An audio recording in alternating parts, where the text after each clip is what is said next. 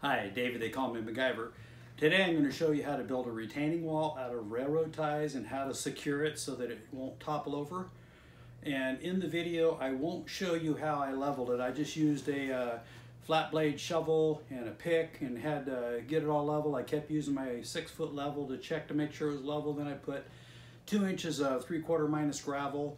And you'll see in the picture, you'll see the tamper that I was using to tamp it down. But hang tight and we'll get started. So I didn't show how I leveled, but I just used a flat shovel and just a level and got it level, and then I put gravel on it, and then I tamped it down. You can see the tamper right there, and I'll put a link in the description if you're interested in that. And then I stacked 2 tall, and I actually used 24-inch spikes to go through those 2, and that's only 14 inches because they're 7-inch. So there's a few inches that went down into the ground and also held them together. And then after I did that, and this is me putting one, I think the last 24-inch stake in, and I apologize for the picture. My glove got in the way of my camera. I was trying to hold it while I was swinging. But that's the 24-inch spike that I put in. You can get those at Home Depot.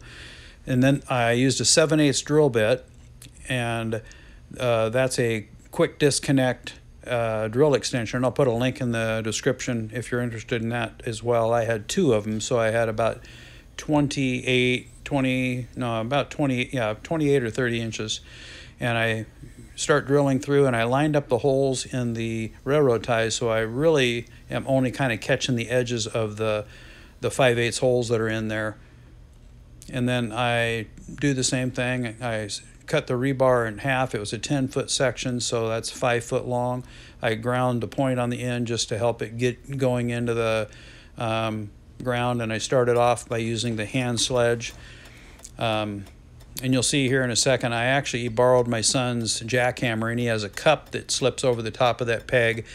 Just makes it a lot easier because I did 12 of these poles all the way through there, and this is a little heavy, but it does make it very easy to get it driven down in the last few feet, because once it hits that gravel and starts going to the ground, it's a lot harder, because it was just going through the holes that were in the wood.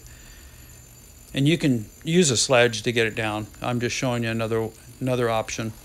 Anyway, it goes all the way down to about 3 inches because the cup is in there, but then I took my split and maul, which has like a sledge on the back of it, and just finished tapping it in. And then I'll show you here all the ones that I put in.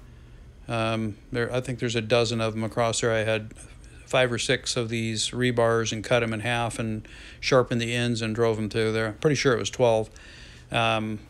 So that goes over 3 foot in the ground, about almost 3.5 feet into the ground. There's 3 sections, so that's 21 inches tall.